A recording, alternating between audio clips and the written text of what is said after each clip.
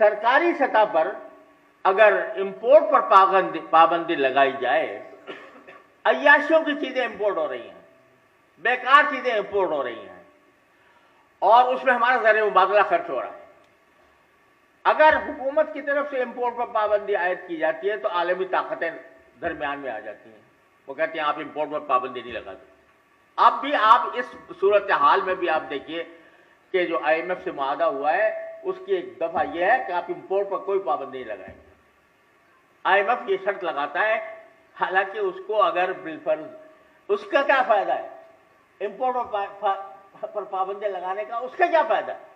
اس کو یہ چاہیے نا کہ میں جتنا قرض دے رہا ہوں وہ مجھے واپس ملنے کی گارنٹی ہو، ایسے حالات پیدا ہوں کہ جس کے ذریعے میرا قرض مجھے واپس مل جائے۔ آپ کہتے ہیں کہ نہیں امپورٹ پر پابندی لگاؤ تاکہ تمہارے پاس زر مبادلہ تمہارا باہر جائے، یہ شرط آئی ایم ایف لگا رہا ہے۔ تو سرکاری سطح پر اگر امپورٹ پر پابندی لگائی جاتی ہے تو عالمی ادارے بیچ میں آ کر رکاوٹ ڈالتے ہیں، اور چونکہ ہم غلام ہیں لہذا ان کی شرط ممنوع۔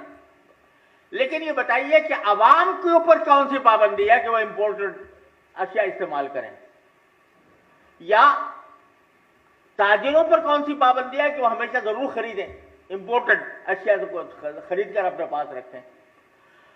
یہ تو کوئی پابندی نہیں ہے۔ لہذا اگر یہ تحریک چلائی جائے کہ تاجر حضرات امپورٹڈ، لیکن پہلی گزارش تو مجھے یہ کرنی ہے کہ دیکھیے ہمیں ہر قیمت پر مغرب کی غلامی سے نکلنا ہے۔ اس مغرب کی غلامی سے نکلنے کے لیے آپ حضرات ایک اپنا تھنک ٹینک بنائیں، گروپ بنائیں، کوئی ایسی کمیٹی بنائیں کہ جس میں آپ بیٹھ کر اس لانگ ٹرم پلاننگ کریں، اپنے ملک کو اس بحران سے نکالنے کے لیے، اپنے ملک کو اس مصیبت سے نکالنے کے لیے پاکستانیت کو فروغ دیں، پاکستانیت کو فروغ دیں۔ ہمارے نظام تعلیم کے اندر، ہمارے نظام تعلیم میں یہ صورتحال پیدا ہو گئی ہے کہ جو بچہ اس نظام تعلیم سے نکلتا ہے وہ مغرب کا غلام بن کر نکلتا ہے، وہ اردو بولنے کو توہین سمجھتا ہے، انگریزی بولنے کو فخر سمجھتا ہے۔ یہ جو ذہنیت پیدا ہو گئی ہے مغرب کی غلامی کی، اس غلامی کی ذہنیت کو ختم کرنے کے لیے اقدامات کیے جائیں۔ ایک بات۔ دوسری بات یہ ہے، یہ تو میں نے عملی نوعیت کی باتیں کی ہیں، اس طرح کی کہ موجودہ حالات میں کس طریقے سے ہم اس بحران سے نکلنے کی کوشش کر سکتے ہیں، لیکن ایک بات کو ہم کبھی فراموش نہ کریں، وہ یہ کہ ہم چونکہ مسلمان ہیں الحمدللہ، اور اسلام جو ہے وہ تجارت کو بھی عبادت کہتا ہے، اسلام تجارت کو بھی عبادت کہتا ہے۔ نبی کریم سرور دو عالم صلی اللہ علیہ وسلم کا یہ ارشاد ہے کہ التاجر الصدوق الامین مع النبیین والصدیقین والشہداء والصالحین یوم القیامہ۔ وہ تاجر جو سچا ہو، امانت دار ہو، وہ قیامت کے دن نبیوں کے ساتھ، صدیقوں کے ساتھ، شہداء کے ساتھ اور صالحین کے ساتھ اٹھا جائے گا۔ اس سے بڑی خوشخبری، اس سے بڑی بشارت ایک مسلمان تاجر کے لیے کوئی اور نہیں ہو سکتی کہ سرکار دو عالم صلی اللہ علیہ وسلم اس کو گارنٹی دے رہے ہیں کہ تمہیں قیامت کے دن ہم انبیاء کے صف میں کھڑے ہو گئے، تم صدیقین کے صف میں کھڑے ہو گئے، تم شہداء اور صالحین کے صف میں کھڑے ہو گئے۔ لہذا تجارت محض ایک دنیاوی کام نہیں ہے، یہ ایک عبادت ہے، عبادت ہے۔ نبی کریم سرور دو عالم صلی اللہ علیہ وسلم کی سنت ہے، نبی کریم سرور دو عالم صلی اللہ علیہ وسلم نے تجارت کی ہے، اور حدیث میں آتا ہے کہ ایک مرتبہ رسول کریم صلی اللہ علیہ وسلم فتح مکہ کے قریب بیٹھے ہوئے تھے کہ ایک صاحب آئے اور انہوں نے آ کر کہا کہ آپ مجھے پہچانتے ہیں، میں آپ کے ساتھ تجارت کیا کرتا تھا۔ تو اس وقت تک وہ مسلمان نہیں تھے جو صاحب آئے تھے، تو نبی کریم صلی اللہ علیہ وسلم نے فرمایا کہ ہاں مجھے یاد ہے کہ تم میرے شریک تھے۔ کہا کہ آپ ایسے شریک تھے کہ میں نے اپنی زندگی میں ایسا کوئی شریک پایا نہیں، لا تداری ولا تماری، آپ نے کبھی صحیح بات کے اندر کوئی رعایت نہیں کی، مداہنت نہیں کی، اور کبھی آپ نے کوئی میرے معاملے کے اندر کوئی ادنا میرے لیے کوئی ناگوار صورت پیدا نہیں کی۔ سرکار دو عالم صلی اللہ علیہ وسلم نے تجارت کی ہے اور یہ بصیرت دی۔ آپ فرما رہے تھے نا ابھی کہ جو برانڈ ہمارے جو بنتے ہیں تو اس کے اندر ہمیں وہاں سے یہ ہدایت آتی ہے۔ یہ در حقیقت ہدایت تو آپ خود ہی فرما رہے تھے کہ یہ ہدایت تو در حقیقت ہمارے رسول کریم صلی اللہ علیہ وسلم نے عطا فرمائی ہے۔ دیکھیے مغرب کی، یعنی برطانیہ کی بات کر رہا ہوں میں، برطانیہ کا قانون جو ہم پر اس وقت پاکستان میں ہمارے اوپر مسلط ہے، اس کا اصول یہ ہے کیویٹ امپٹور، کیویٹ امپٹور، مشتری ہوشیار باش، یعنی مشتری کو چاہیے، خریدار کو چاہیے کہ وہ خود دیکھ بھال کے لے، بیچنے والے کی ذمہ داری نہیں ہے کہ وہ بتائے کہ اس میں کوئی عیب ہے یا خرابی ہے۔ یہ برطانوی تصور ہے، انگریزی تصور ہے، کیویٹ امپٹور کا قانون ہے کہ امپٹور یعنی خریدنے والا، اس کو چاہیے تم آگاہ رہو، ہوشیار رہو کہ کوئی تمہیں دھوکہ نہ ہو جائے۔ بائیں کی ذمہ داری نہیں ہے کہ وہ یہ کہے کہ میری یہ چیز اچھی ہے یہ بری ہے، اس کے اندر فلاں عیب ہے۔ یہ رسول کریم صلی اللہ علیہ وسلم کا ارشاد یہ ہے کہ جو شخص کوئی ایسی چیز بیچے جس کے اندر کوئی عیب ہو تو وہ قیامت تک اللہ کے غضب میں رہے گا۔ جو عیب کی چیز بیچے اور عیب پر متنبہ نہ کرے وہ قیامت تک اللہ کے غضب میں رہے گا۔ یہ ہے تعلیم اسلام کی۔ نبی کریم صلی اللہ علیہ وسلم فرمایا الجالب مرزوق، یعنی جو شخص بازار میں سپلائی بڑھاتا ہے، اشیاء کی سپلائی بڑھاتا ہے، اس پر اللہ کی طرف سے رزق دیا جاتا ہے۔ والمحتکر ملعون، اور جو ذخیرہ اندوزی کرتا ہے وہ ملعون ہے، اس پر لعنت ہے اللہ تبارک و تعالیٰ۔ یہ سارے اصول سرکار دو عالم صلی اللہ علیہ وسلم نے ہمیں عطا فرمائے ہوئے ہیں۔ تو اس لیے ہم اپنے طرف سے یہ کوشش کریں کہ یہ ہم صرف تجارت نہیں کر رہے، ایک دنیاوی روزگار کے طور پر نہیں کر رہے، بلکہ ایک عبادت کر رہے ہیں۔ اور وہ عبادت کر رہے ہیں اس لیے کر رہے ہیں تاکہ ہم اپنے ملک کو، اپنی ملت کو، اپنی قوم کو ہم غلامی سے نجات دلوائیں۔ اس کے لیے آپ حضرات اگر ایک تھنک ٹینک بنائیں اور اگر اس میں ہماری کسی مدد کی ضرورت ہو تو ہم اس کے لیے حاضر ہیں۔ دوسری گزارش جو میں، چونکہ وقت زیادہ ہو رہا ہے، میں معافی چاہتا ہوں کہ آپ حضرات کا کافی وقت لے رہا ہوں۔ تو دوسری بات یہ، اور وہ بھی در حقیقت ہم سب کی ضرورت ہے، وہ ہے فلسطین کا مسئلہ۔ فلسطین میں اس وقت صورتحال یہ ہے کہ میں جہاں کہیں جاتا ہوں تو مجھ سے رہا نہیں جاتا کہ میں فلسطین کے بارے میں بات نہ کروں۔ یہ بھی اسی غلامی کا ایک حصہ ہے جس کا میں رونا رو رہا ہوں آپ کے سامنے، کہ اس وقت مجھے بتانے کی ضرورت نہیں، آپ سب جانتے ہیں 38,000 سے زیادہ افراد شہید ہوئے۔ کل عالمی کورٹ آف جسٹس نے فیصلہ دیا ہے کہ اسرائیل جو ہے وہ بالکل ناجائز ریاست ہے۔ اقوام متحدہ کی قراردادیں آ چکی ہیں اور اس کے باوجود وہ روز بمباری کر رہا ہے شہروں پر، ہسپتالوں پر، اسکولوں پر، بچوں پر، عورتوں پر ظلم و ستم کا ایک پہاڑ اس نے توڑے ہوئے۔ اس کے مقابلے میں آپ دیکھیے ہم کیا، مراکش سے لے کر انڈونیشیا تک اسلامی ممالک کی ایک زنجیر ہے، ایک دوسرے سے ملی ہوئی، کڑے سے کڑا ملا ہوا، مراکش سے انڈونیشیا تک، اور سب یہ نظارہ دیکھ رہے ہیں کہ مسلمان عورتوں کو، بچوں کو، نوزائیدہ بچوں کو، ہسپتالوں کو، اسکولوں کو نشانہ بنایا جا رہا ہے، لیکن کوئی اس کے اوپر کوئی عمل اقدام کرنے کو تیار نہیں.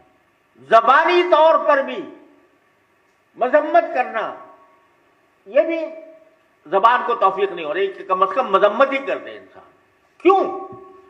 اس لیے کہ ہم سب غلام ہیں. یہ پراگٹ سے لے کر انڈونیشیا تک پورا قطع زمین جو بیچوں بیچ واقع ہے دنیا کے، جس کے پاس شاہراہیں ہیں، اگر آپ غور کریں تو اس وقت پوری دنیا میں جو مسلمان ہے بحیثیت کمیونٹی، مسلمان جو ہے وہ کبھی بھی اتنا دولت مند اور اتنا باوسیلہ نہیں رہا جتنا آج ہے. تیل ان کے پاس ہے، گیس ان کے پاس ہے، دنیا کی دولت ان کے پاس ہے، اور دنیا کی عظیم ترین شاہراہیں ان کے پاس ہیں. سویز ان کے پاس ہے، باسفورس ان کے پاس ہے، خلیج عدن باب المندب ان کے پاس ہے، جبل الطارق ان کے پاس ہے، آبنائے ہرمز ان کے پاس ہے. ساری اہم شاہراہیں جو دنیا کی ہیں، جو ناکے ہیں جن کے ذریعے دنیا کا ناطقہ بند کیا جا سکتا ہے، وہ ان کے پاس ہے. لیکن غلامی کی زندگی بسر کر رہے ہیں. غلامی کیا کہ چونکہ اسرائیل کو امریکہ کی پشت پناہی حاصل ہے، لہذا اس کے خلاف کوئی جملہ بولنا بھی قیامت ہو گیا ہے. اس کے کوئی مدد کرنا تو درکنار، وہ ایسا ہو گیا جیسے کہ یہ کوئی گناہ کیا جا رہا ہے، کوئی جرم کیا جا رہا ہے. مسلم ملکوں میں ان لوگوں کو پکڑا جا رہا ہے جو فلسطین کی آزادی کا نعرہ لگاتے ہیں. آپ سب حضرات، باقی میں کیا اس کی تفصیل میں جاؤں. یہ کیوں ہو رہا ہے کہ ہم غلام بن گئے ہیں، مغرب کے غلام بن گئے ہیں. اس مغرب کے جس نے ہمیں دھوکہ دے کر تقسیم کیا ہے. یہ خلافت عثمانیہ جو کسی وقت قائم تھی، اس میں اپنی ضرور کچھ نہ کچھ کمزوریاں بھی تھیں، لیکن اس نے برطانیہ نے، اس تاریخ اگر آپ پڑھیں تو برطانیہ نے عرب علماء کو یہ بہکایا کہ بھئی یہ ترک لوگوں نے اپنی خلافت قائم کر رکھی ہے، اسلام کے ٹھیکیدار تو آپ ہیں عرب لوگ، لہذا خلافت آپ کی قائم ہونی چاہیے. تو بڑے بڑے علماء، مفتی عبدہ، جمال الدین افغانی اور پتہ نہیں بڑے بڑے جو، وہ اس دھوکے میں آ گئے. انہوں نے کہا آپ ایک مرتبہ ان سے علیحدہ ہوں، ہم آپ کو پوری خلافت قائم کر کے دیں گے، عربی خلافت. وہ وعدہ کیا. وعدہ کرنے کے بعد اس برطانیہ نے جب جنگ عظیم ہوئی، دوسری جنگ عظیم، تو اس میں برطانیہ غالب آ گیا. تو سارے وعدوں سے پھر کر ہر ایک کو چھوٹی چھوٹی ریاستوں میں تقسیم کر دیا. یہ اردن ہے، یہ لبنان ہے، یہ سوریہ ہے، یہ مصر ہے، یہ عراق ہے، اور بانٹ کر ان کو اپنا زیر دست بنا لیا. سب غلام ہیں یہ. اور یہ خلیج کی ریاستیں آپ دیکھ لیجیے، ساری دولت ان کے پاس ہے، لیکن چونکہ امریکی اڈے وہاں پر قائم ہیں، لہذا وہ کیوں نہیں کر سکتے. وہاں پر اگر کوئی شخص نام لے فلسطین کی آزادی کا، اس کی جگہ جیل ہوتی ہے. یہ صورتحال ہو رہی ہے. تو اس صورتحال پر بھی دیکھیں، زمانہ ہر وقت ایک جیسا نہیں رہتا. میرا دل یہ کہتا ہے کہ یہ تاریخ کا گریٹر اسرائیل کا جو منصوبہ ہے وہ مدینہ منورہ تک پہنچتا ہے، اور وہ کسی کو نہیں چھوڑے گا. پھر اگر اسرائیل کامیاب ہو جاتا ہے تو یہ چھوٹی چھوٹی ریاستیں جو مگن ہیں اپنی عیاشیوں کے اندر، یہ قائم نہیں رہیں گی، ان کو پانی پھر جائے گا. لہذا یہ ایک تاریخی لمحہ ہے. اس تاریخی لمحے میں ضرورت ہے کہ مسلمان بیدار ہو. حکومتوں کو چھوڑ دیجئے، جو کام حکومتوں کے، میں پہلے ہی آپ سے کہہ چکا ہوں کہ حکومتوں کے گلے میں تو غلامی کے پھندے پڑے ہوئے ہیں. لیکن ہم آج مسلمان کی حیثیت سے، عام مسلمان کی حیثیت سے، یہ ہمارا فرض ہے کہ ہم اس کے بارے میں بھی کچھ سوچیں. اور میں جو عرض کر رہا ہوں کہ ایک آپ کی ہر شعبۂ زندگی کے لوگوں کو اپنے اپنے شعبۂ زندگی کے اندر اس کاز کے لیے کیا کر سکتے ہیں اس کا ایک پروگرام بنا دیں. تو آپ کی ایک کمیٹی یا آپ کا ایک گروپ یا آپ کا ایک نمائندہ تنظیم ایسی ہو جو اس موضوع پر غور کرے. مثلا یہ تاجر برادری دوسرے ملکوں میں جا کر وفود بھیجے, اپنی حکومت کے بعد وفود بھیجے, ان سے بات کرے اور فلسطین کے مظلوموں کے لیے امداد کے لیے کوئی منظم ایسا انتظام کرے. اس وقت صورتحال یہ ہے کہ امداد بہت پہنچ رہی ہے لیکن وہ پہنچنے دی نہیں جا رہی. تو اس کے راستے سے ہم کس طرح رکاوٹیں ختم کر سکتے ہیں, اس کے بارے میں اگر جانا پڑے مختلف ممالک کے اندر تو اس کا بھی دورہ کیا جائے اور وہ دورہ کر کے اس کے مسائل کو حل کیا جائے. خلاصہ میں میری گزارشات کا یہ ہے کہ ہم ایک مرتبہ یہ طے کر لیں کہ ہمیں غلامی سے نکلنا ہے. یہ طے کر لیں, تاجر برادری آپس میں طے کر لیں کہ ہمیں غلامی سے نکلنا ہے. ہمیں ہر چیز میں یہ نہیں دیکھنا کہ مغرب خوش ہوگا یا ناراض ہوگا. ہمیں اپنے اقدار کو, اپنے اصولوں کو ہمیں اپنے نافذ کرنا ہے. ایک مسلمان تاجر کہہ سکتے ہیں کہ عبادت سمجھ کر اللہ تبارک و تعالیٰ کے رضا کی خاطر یہ کام کرنا ہے. تو انشاءاللہ اللہ تبارک و تعالیٰ نے یہ صاف صاف کہا ان تنصروا اللہ ینصرکم ویثبت اقدامکم. اگر تم اللہ کی مدد کرو گے, اللہ کی مدد کون کرے گا؟ مطلب یہ کہ اللہ کے دین کی مدد کرو گے, اللہ کے بھیجے ہوئے نظام کی مدد کرو گے تو اللہ تمہاری مدد کرے گا اور تمہیں ثابت قدمی عطا کرے گا. یہ کام ہمارے کرنے کا ہے. اللہ تعالیٰ ہمیں اس کی توفیق دے. اور ایک گزارش آخر میں یہ کرتا ہوں جو ہر مسلمان کے لیے ہے, اور وہ یہ کہ صبح کو جب انسان بیدار ہو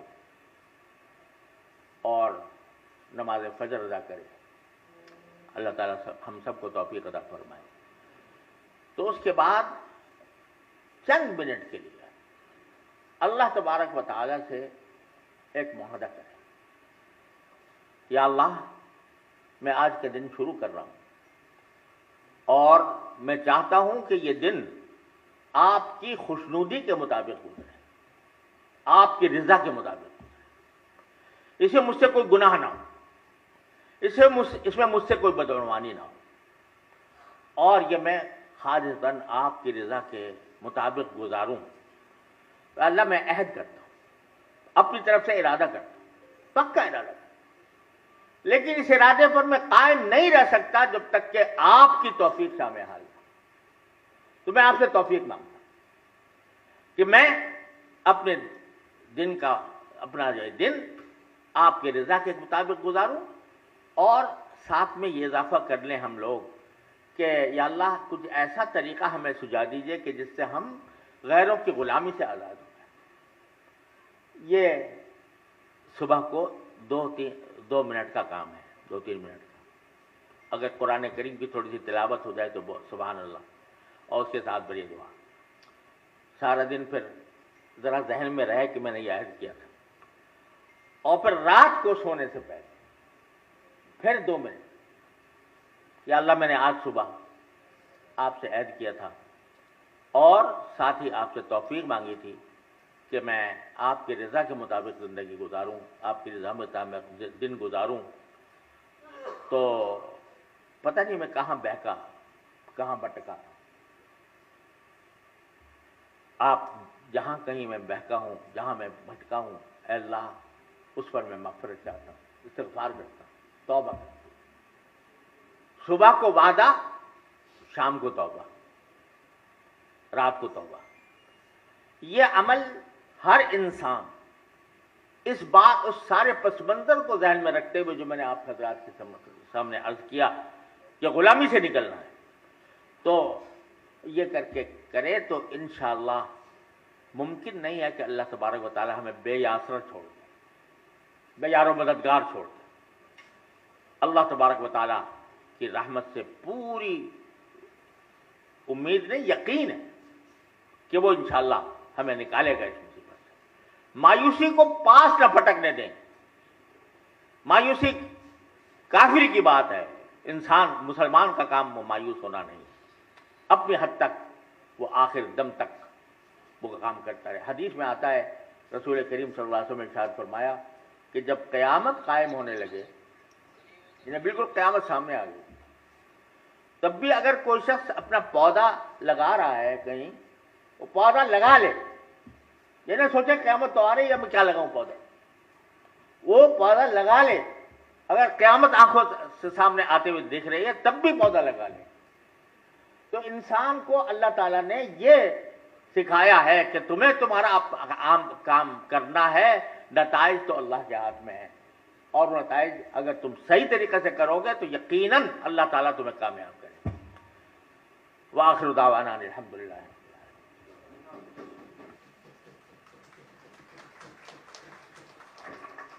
جزاک اللہ حضرت، بہت ہی ایمان افروز خطاب، اور مجھے یقین ہے کہ جو آپ نے ہمیں جن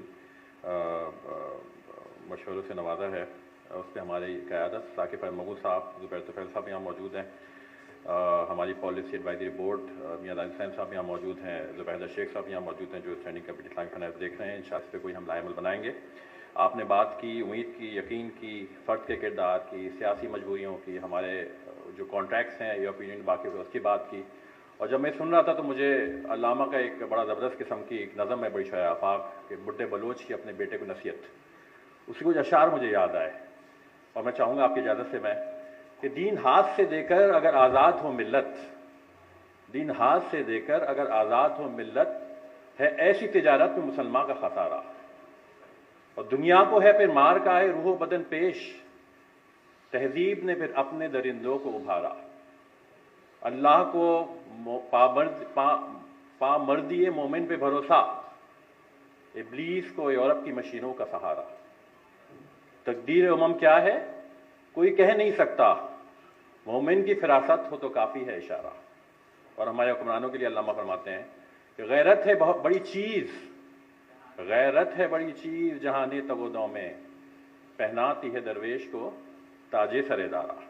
اور آپ سب کے لیے حضرت نے فرمایا کہ امید رہیں، اور ہر شخص کا کردار امپورٹنٹ ہے کہ افراد کے ہاتھوں میں ہے اقوام کی تقدیر، ہر فرد ہے ملت کے مقدر کا ستارہ۔ تو میں پروگرام کو آگے بڑھاؤں گا، مختصر سا ہمارے پاس ایک وقفہ ہے کویشچن آنسرس کا، سوال و جواب کا، اور کوشش کیجیے گا مختصر ترین الفاظ میں جامع بات کریں تاکہ حضرت کا ٹائم بھی بہت قیمتی ہے، اور پھر ہم کنکلوڈ کریں گے اس پروگرام کو اس کے بعد۔ ایک سوال میں پوچھ سکتا ہوں؟ جی اجازت سے۔ نمبر ایک تو بہت اچھا لگا آپ کا خطاب سن کے، سوال میرا یہ ہے کہ کیا ہم اللہ کو قرض دے سکتے ہیں، اور کیا اللہ کو قرض دے کے ہم غربت کا خاتمہ کر سکتے ہیں؟ یہ قرآن کریم نے فرمایا ہے صاف صاف کہ اللہ کو قرض دو، قرض حسن، اور اللہ کو قرض ظاہر کون دے گا؟ اللہ تعالیٰ تو ہمیں دینے والا ہے، لیکن اللہ تعالیٰ نے یہ ایک استعارہ بتایا ہے کہ اللہ کو قرض دینے کا مطلب یہ ہے کہ اللہ کو جو کوئی اللہ کے راستے میں خرچ کرے گا، غریبوں پر خرچ کرے گا، کسی دینی مقصد کے لیے خرچ کرے گا، اسلامی مقصد کے لیے، قومی مقصد کے لیے، ملی مقصد کے لیے، تو اس پر اللہ تبارک و تعالیٰ جو اجر عطا فرمائیں گے وہ ایسا ہوگا جیسے اس نے قرض دیا تھا واپس مل گیا، بلکہ اس سے کہیں زیادہ مل گیا۔ تو یہ حقیقت ہے اس کا۔ کیا اس سے غربت کا خاتمہ ہو سکتا ہے؟ جی بالکل، یعنی دیکھیے میں آپ سے صحیح عرض کروں، اگر میں نے ایک مرتبہ اعداد و شمار جمع کیے تھے، اور افسوس ہے کہ وہ بہت پرانے ہو گئے، پھر میں اس کی تجدید نہیں کر سکا، لیکن اعداد و شمار سے یہ پتہ چلتا ہے کہ اگر سارے افراد ملت کے زکوٰۃ صحیح ادا کرنے لگے اور زکوٰۃ کو صحیح مصارف تک پہنچا دیا جائے تو پاکستان سے غربت ختم ہو جائے۔ یہ بالکل میں نے اعداد و شمار کے ساتھ، یہ تو ویسے تو ہمارا ایمان بھی ہے کہ جب زکوٰۃ، اللہ کے زکوٰۃ کے اوپر ہم عمل کریں گے تو یقیناً ہمارا معاشرہ بھی غربت سے پاک ہوگا، لیکن میں نے اعداد و شمار کے حساب سے लगा कर देखा था तो उस वक्त इस नतीजे पर पहुंचा था कि गुर्बत का खात्मा हो जाए अगर सब लोग ठीक ठीक ज़कात अदा करें।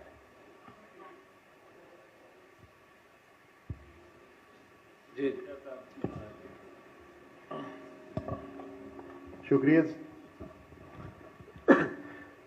मुफ्ती साहब, आपकी मौजूदगी एक सनद है और आपकी मौजूदगी का फ़ायदा उठाते हुए बहुत सारे हमारे ताजिर दोस्त, चूँकि इस वक्त आप की रहनुमाई में हम लोग यहाँ तकरीबन 250 चैम्बर्स, पूरे पाकिस्तान के 250 चैम्बर्स और एसोसिएशन जो कि चारों सूबों से ताल्लुक़ रखते हैं, फेडरल एरिया से ताल्लुक़ रखते हैं, ख़वातीन चैम्बर्स हैं, स्मॉल हैं, और वो सब उनकी नुमाइंदगी आपके साथ है। तो इंटरनेशनल फोरम्स तमाम हमारे हिस्सा हैं हम उसका। तो आपकी बात से हम रहनुमाई लेते हुए कुछ चीज़ें बिल्कुल कैटेगोरिकली, क्योंकि आपका बैठना ही एक सनद है और आपका जब नाम इस्तेमाल किया जाता है तो बहुत सारे लोगों को इत्मीनान हो जाता है। तो सवाल हमारा ये है कि यहाँ पे ना एक आम फहम सवाल ये है कि क्या बैंकों में, इस्लामिक बैंकिंग में पैसों का इस्तेमाल रखना, लेना देना कुछ सही है? कुछ लोग डिपॉजिट के तौर पे रखते हैं, पहले शायद ये जाहिद साहब भी यही बात कर रहे थे। तो इसमें गुजारिश ये है कि सर कि यहाँ पे ना बहुत सारा मामला ख़राबी पैदा करता है कि कुछ लोग कहते हैं ये पुरानी बोतल नया काम, कुछ लोग और वो होते हैं जो इस काम के वो तहकीक नहीं रखते। आप लोगों का एक बोर्ड है जिसने इसमें तहकीक बहुत ज़्यादा की है, आपने जामिया रशीदिया में भी आपकी टीम ने बहुत ज़्यादा उसमें किया है। जो आम फहम आदमी है वो एक दूसरे को ऐसे अल्फाज अदा कर देता है जिसमें शकूक का इजहार हो जाता है, और जैसे कि ज़्यादातर लोग हमारी ताजिर बिरादरी के मुसलमान हैं यहाँ पे, और वो अल्लाह से जंग में कभी खुश नहीं है और वो करने में कभी राज़ी नहीं है। तो जो काम आलिम का है, जो काम मुफ्ती का है सर, वो आपके तरफ से अगर आता है तो यहाँ पे तमाम ताजरों को उसकी तसल्ली हो जाती है। तो अब गुजारिश ये है कि क्या ये पैसे बैंकों में रखना कैटेगोरिकली सर, क्या वो दुरुस्त है इस्लामिक बैंकों में और कन्वेंशनल बैंकों में, और उसमें, और अगर कुछ बैंकों में इबाम है तो मेहरबानी करके अगर उनके कोई प्रोसीजर्स में इमाम है तो उसको भी कैटेगोरिकली सर क्लियर करें। जज़ाकल्लाह। जज़ाकुमुल्लाह। देखिए, जैसा मैंने पहले भी अर्ज़ किया था, अल्हम्दुलिल्लाह अब सारी दुनिया में इस्लामिक बैंकिंग का एक बहुत तेज़ रफ्तारी के साथ फ़रोग़ पा रही है और उसकी बहुत तेज़ी से तरक्की कर रही है, और उसकी ग्रोथ रेट जो है वो कन्वेंशनल बैंकों से ज़्यादा है इस्लामी मुल्कों में। तो बात यह है कि उस इस्लामी बैंक के तरीक़ेकार को एक मर्तबा तय कर दिया गया है कि किस तरीक़ेकार से वो काम करेंगे, और उसके लिए एओफी की जो शरिया काउंसिल है, मैं उसको चेयर करता हूँ, और उसमें 20 मुल्कों के उलमा भी शामिल हैं। वो उसके लिए स्टैंडर्ड्स तैयार करते हैं कि इन स्टैंडर्ड्स पर इस्लामिक बैंक काम करेंगे, और इस्लामिक बैंक, हर इस्लामिक बैंक के साथ एक शरिया बोर्ड होता है। उस शरिया बोर्ड में उलमा होते हैं, वो उसके तमाम मामलात की जांच पड़ताल करते हैं और देखते हैं कि आया उसी तरीके के मुताबिक काम कर रहे हैं जो तय किया गया था, या उससे कुछ इनहराफ कर रहे हैं। अगर वो उसके मुताबिक काम कर रहे होते हो तो वो उसके लिए फतवा जारी कर देते हैं कि हाँ ठीक है, इसके तमाम काम ठीक है। अगर कहीं वो गलती देखते हैं तो जितनी गलती की वजह से जो अमाउंट कमाई गई है उसको वो अलग करके उसको चैरिटी में दे देते हैं, क्योंकि नाजायज़ तरीके से हासिल की। इस तरीके से अमल हो रहा है पाकिस्तान में अल्हम्दुलिल्लाह। तो जितने इस्लामिक बैंक हैं वो सब तकरीबन एक ही पैटर्न पर काम कर रहे हैं। उनमें यानी जो हैसियत मजमूई जो उनका जो मोड्स ऑफ फाइनेंसिंग है वो एक ही है सबके, लिहाजा और उनके हर के साथ एक शरिया बोर्ड भी है। तो अल्हम्दुलिल्लाह मैं बहसियत मजमूई ये कह सकता हूँ कि अगर कोई मुसलमान किसी इस्लामिक बैंक में डिपॉजिट रखता है, उस पर उसको मुनाफा मिलता है तो वो इंशाअल्लाह उसके लिए हलाल है। अलबत्ता कुछ गैर मुल्की बैंक हैं पाकिस्तान में, और उन्होंने भी اپنی اسلامک ونڈو کھولی ہوئی ہے. اس کے بارے میں چونکہ براہ راست نہیں جانتا، اس لیے میں ان کے بارے میں کچھ کہنے سے معذور ہوں. لیکن جو پاکستانی بینک ہیں، جو اسلامی بینک ہیں، ان سب میں کے بارے میں یہ کہہ سکتا ہوں کہ ایک مسلمان اگر اس میں ڈپازٹ کرے گا تو اس پر انشاءاللہ جو منافع ملے گا وہ حلال ہوگا. ایک سوال پیدا ہوتا ہے کہ جو بھی فورن بینک بھی اگر پاکستان میں ہیں تو وہ بھی اسٹیٹ بینک کے انڈر آتے ہیں اور یہاں انہیں اپنے آپ کو رجسٹر کروانا پڑتا ہے یہاں کے قوانین کے مطابق. تو لہٰذا جو قوانین ہمارے لوکل بینکوں پہ نافذ ہیں وہی ان پہ بھی نافذ ہوتے ہیں. اور اس میں بھی اصل میں اسٹیٹ بینک کے اندر بھی ایک پورا ڈپارٹمنٹ ہے جو شرعیہ آڈٹ کرتا ہے، یعنی اسلامی بینکوں کا کرتا ہے، اور جو ونڈوز ہیں غیر ملکی بینکوں کی اس کی بھی کرتا ہے. تو اس لیے یعنی بہرحال ایک ایزمپشن تو یہی ہوگی کہ انشاءاللہ وہ بھی درست ہوگی. جی عبید صاحب ہمارے سابق صدر بھی ہیں. مفتی صاحب، آپ نے ایک بہت ہی اچھے طریقے سے خیالات کا اظہار کیا اور جو کچھ سوالات تھے کافی چیزیں واضح ہو گئیں، جیسے اسلامک بینک کے بارے میں کہ اسلامک بینک تو جو ہیں وہ تو ٹوٹلی ان کے شریعہ بورڈ ایسے ہیں کہ وہ بالکل اس طرح سے کام کر رہے ہیں جیسے اسلامک بینک ہیں. دوسرے بینکوں کا اب یہ سمجھ میں نہیں آتا، ایک ٹائم پہ وہ کہتے ہیں کنونشنل بھی ہے اور وہ بھی ہے ونڈو کھولی اسلامک کی بھی، اور دونوں چیزیں ساتھ ساتھ چلا رہا ہے. وہ چیز ذرا تھوڑی سی پریشان کرتی ہے. اور اس کے علاوہ آپ نے فرمایا فلسطین یقیناً یہ ایک ایسا موضوع ہے کہ اتنی بڑی مسلمان آبادی، 39,000 انہوں نے فلسطینیوں کو شہید کر دیا، 92,000 جو ہیں زخمی ہو گئے، اس میں چھوٹے بڑے بچے سب عورتیں چلی گئیں. اتنا بڑا ظلم نہیں ہوا کبھی دنیا میں. دوسری جنگ عظیم کے بعد یہ پہلا موقع ہے کہ اتنے زیادہ لوگ شہید ہوئے ایک جگہ پہ. اور جو مغرب کے لوگ ہیں جو اپنے آپ کو کہتے ہیں وہ ہیومن رائٹس کے چیمپئن ہیں، یہ ہیں، ان کو اس کو کھانا نہیں جانے دے رہے. وہ جو یہاں سے یہ دوسرے ملکوں سے لوگ ایجپٹ پہنچتے ہیں تو ان کو بھی مار رہے ہیں. تو یہ تو بڑے دکھ کی بات ہے. بہرحال ہم اپنا کوشش جاری رکھیں گے کہ فلسطین کو ہمیں چاہیے کہ جہاں سے جیسا بھی ممکن ہو، چاہے ریڈ کراس کو دے دیں یا اس کو دے دیں، ہلال احمر کو دے دیں، وہ پہنچا دیں، کیونکہ وہ ہمارے لوگوں کو پاکستانی جو جاتے ہیں وہ ایجپٹ سے داخل نہیں ہونے دیتے. اگر وہ جاتے ہیں تو چوری چھپے تو غیر قانونی ہے، پکڑے جائیں گے. بہرحال ہمارا پوری کوشش ہے، اور آپ نے اتنی اچھی باتیں کی ہیں کہ ہمارے ذہن جو ہیں اس پہ بہت کھلے ہوئے، اور ہم انٹرسٹ یا سود سے نکلنے کی پوری کوشش کر رہے ہیں. ہم نے سارا اپنا ابھی جو بزنس ہے آہستہ آہستہ سارا اسلامک بینک میں بھی لے گئے ہیں، اور اگر کوئی نان اسلامک بینک ہے، کوئی بڑا بینک بھی ہے، تو ان کے اسلامک ونڈو میں کام کر رہے ہیں. اس طرح سے چل رہا ہے. ہماری پوری کوشش ہے کہ سود کے نظام سے نکلیں، کیونکہ کبھی ایسا نہیں ہو سکتا کہ ہم اللہ سے جنگ کر رہے ہوں اور ہم اچھے کی توقع رکھیں. بالکل نہیں ہوگا.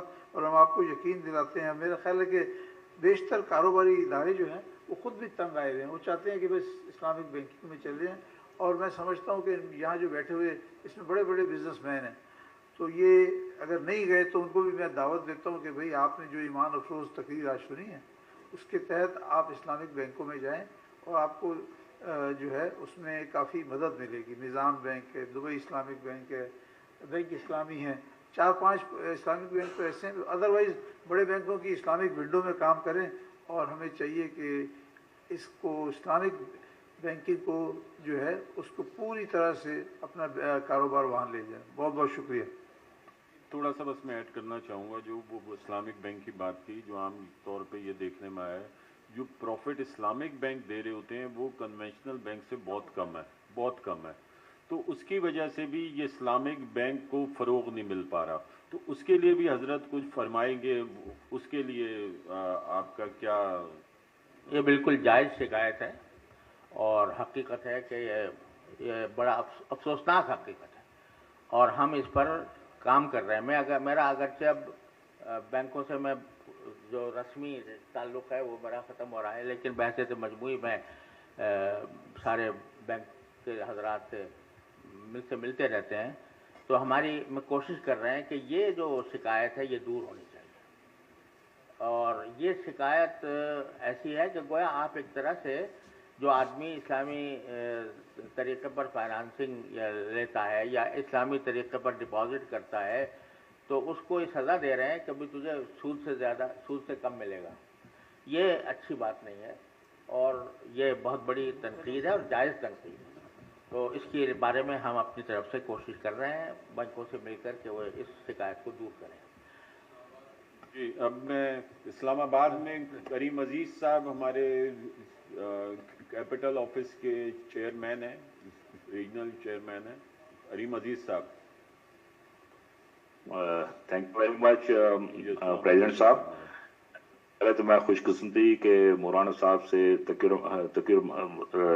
عثمانی صاحب سے بات ہو رہی ہے تو ان کی ماشاءاللہ کافی اچھی باتیں ہمارے لیے